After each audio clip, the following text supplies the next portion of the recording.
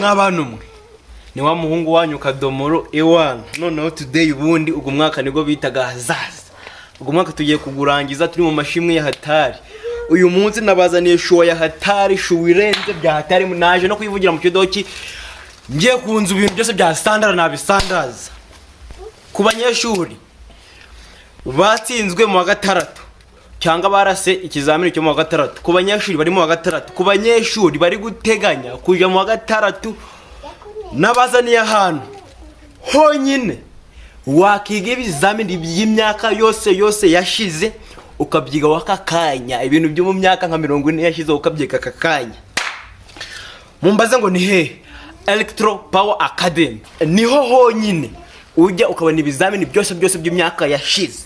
Wowe niba ubonye iyi video yisharinga mugenzi wawe, uyisharinga igere kuri bose kugira babashe kubona ibizamini by'imyaka yashize batekuzatsindwa nka bagenzi bacu batsinzwe uyu mwaka ari benshi.